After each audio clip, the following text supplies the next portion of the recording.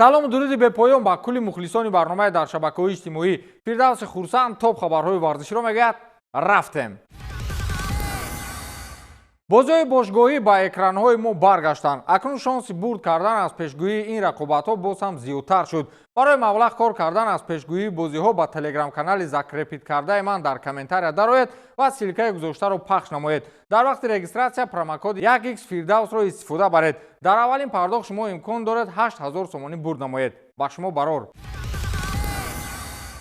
боз як муждаи нав аз футболбозони тоҷик дар ҷаҳон. роҳат мекунам вақте овозаи бачаҳои тоҷикро аз мамлакатҳои дигар мефаҳмам. бахтовар меликзода, футболбози 20-солаи тоҷик ва яке аз пуристеъдодтарин футболбози дастаи маъас аз шаҳри Грозни. ҳатто мегӯянд ин даста дуюмин тими пурқувват баъди дастаи Аҳмад дар Чеченистон аст. ин тим ба ҳунарнамоии бахтовар меликзода таваҷҷӯҳ кардааст ва ҳатто даъват намуданд ки имрӯз бахтовар яке аз ҳамлагарони беҳтарини дастаи маъас мебошад. дастаи маъаси Грозни феълан дар Лигаи Сеи Россия ҳунарнамоӣ мекунад. истеъдоди худододи ин бачаи тоҷик боис гашт то аз дастаи ҷавонони Эсхата ба Лигаҳои футболи Россия равад. акнун барои боз ҳам баланд бардоштани номи тоҷикон ба бахтовар барор мехоҳем. аз ҷониби дигар як маслиҳат ба ҳайати мураббиёи мунтахаби то 20-солаҳои тоҷик. вақте дастаҳои хориҷӣ ба як бозингари мо таваҷҷӯҳ доранд, ин маънои онро дорад ки ин бачаҳо зӯранд охир. даъват кунед онҳоро.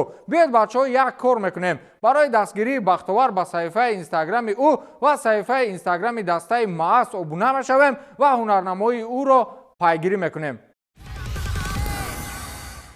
муҳаммад Салоҳ Ливерпулро аз Манчестер Сити боз ҳам болотар гузошт. пушти нокомиҳои Манчестер Сити акнун дастаи Ливерпул имкон пайдо кард то лидери ҷадвали Премер-лигаи Англия гардад. дастаи Саутҳемптон дар даври 12-уми чемпионат нағзакак бошгоҳи Ливерпулро азоб дод, аммо Салоҳ боз аробаи ин тимро кашола карда ба пеш бурд. то дақиқаҳои 60 дастаи Ливерпул бо ҳисоби 2-1 шикаст мехӯрд ва Муҳаммад Салоҳ мисли Жан-Клод Ван Дам аз ҷой бархост ва 2 гол ба дарвозаи Саутҳемптон равон кард ки бо ин шогирдони Арне Слот ғолибияти даҳуми худро дар 12 давр ба қайл гирифтанд. дар мавқеи дуюми ҷадвал баъди Ливерпул дастаи Манчестер Сити меистад ки пушти нокомиҳои охир шогирдони Гвардиолаи кал бо фосилаи 8 имтиёз қафо монданд. ливерпул ҳоло шонс дорад ки аз вайрон шудани системаи дастаи рақами 1 Англия истифода барад ва боз ҳам ин фосиларо зиёдтар намояд. Салоҳ ҳоло дар омори худ 10 голу 6 партофти головар дорад ки бо ин дар мавқеи дуюми нишонзанҳои чемпионат ҷойгир шудааст.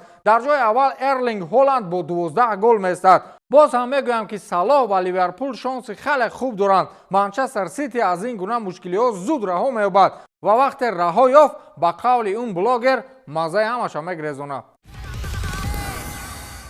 аз дохили бошгоҳи Реал Мадрид чунин овозаҳо рӯй заданд ки Карло Анчелоти ба қавле дар нӯги сӯзан қарор дорад. ин ҳам дар ҳоле аст ки ин мавсим ҳунарнамоии гаразмониҳо қобили қабули раҳбарияти бошгоҳ нест.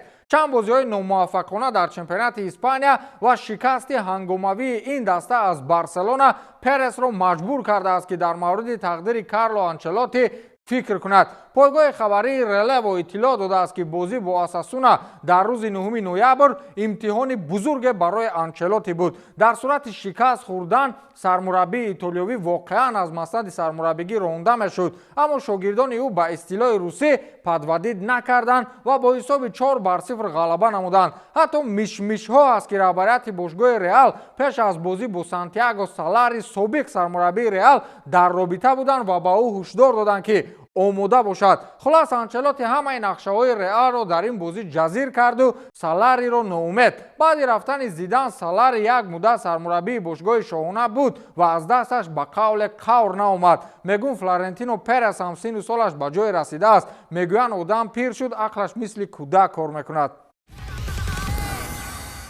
Барселонаро 1-1 бора чӣ балозад? бозии буридагиро бо 2 дасти адаб дар 2 дақиқа ҷазир карданд. барса оромона тими селтаро бо ҳисоби 2-0 шикаст медод. ногаҳон довари бозӣ ба футболбози ин даста Касало корти сурх нишон дод ва рафтани Касало ҳамаи бозингарони барсаро касал кард. онҳо дар 2 дақиқа 2 гол сар доданд ва барселона аввалин мусовии худро дар ин мавсими ла лига истиқбол гирифт. расонаҳои хабарӣ сабаби асосии нокомии барселонаро ёфтанд. ин набудани Ламин Ямал будааст. чунин далелҳо аст ки дар се бозие ки ин футболбози ҷавон набуд, барселона ғалаба кардан натавонист. ҳоло бошгоҳи каталонӣ бо 34 имтиёз аз Реал Мадрид боло месад, вале Реал новобаста аз оне ки 4 имтиёз камтар аз рақиби азалии худ дорад, ҳамчунин як бозии кам ҳам дорад ки дар сурати ғалаба ба барселона хеле наздиктар мешавад. хулас ба сохтани офсайдҳои сунъӣ то куҷо бояд равӣ? Ханс Дитер Флик бояд ягон нақшаи нав пайдо кунад.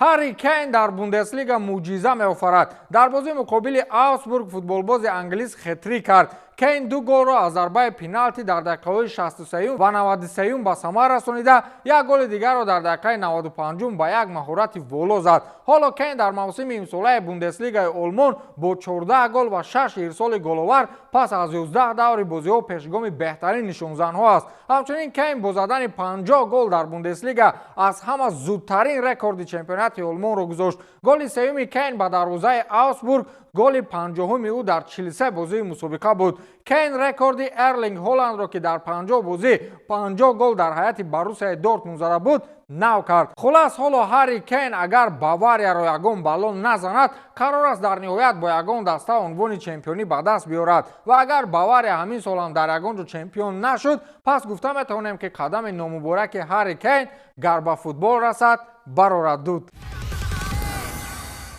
Роналду ба футболи Аврупо бармегардад. чанд рӯз пеш хабарҳо пайдо шуд ки мутахассиси португалӣ Жозе Мауриньо бо ҳамлагари тими Ал-Наср Криштиану Роналду тамос гирифта, ӯро ба дастаи Фенербахчаи Туркия даъват кардааст. дар ин бора Фотомак хабар медиҳад. тибқи иттилои манбаъ, Мауриньо бовар дорад ки Криштиану аз зиндагӣ дар Арабистони Саудӣ қаноатманд нест ва умедвор аст ки омодаи кӯчидан ба Истанбул бошад. ҳоло директори варзишии бошгоҳи шаҳри Истанбул Марио Бранко ба Ал-Наср дар мавриди интиқоли эҳтимолии Роналду ба музокира шурӯъ кардааст. ёдовар мешавем ки дар мавсими ҷорӣ футболбози 39-солаи португалӣ дар 15 бозӣ дар ҳама мусобиқаҳо ширкат карда, дар ҳисоб 10 гол ва 3 партофти головар дорад. дар ин баробар рӯзи гузашта ӯ 911-умин голи худро дар карьераш ба ҳадаф расонид. шартномаи Криштиану Роналду бо Ал-Наср то тобистони соли 2025 амал мекунад ва дар сурати хотима ёфтани шартнома Роналду метавонад ба Фенербахча гузарад. ба ҳамин тамом, то дидори навбатӣ, хайр.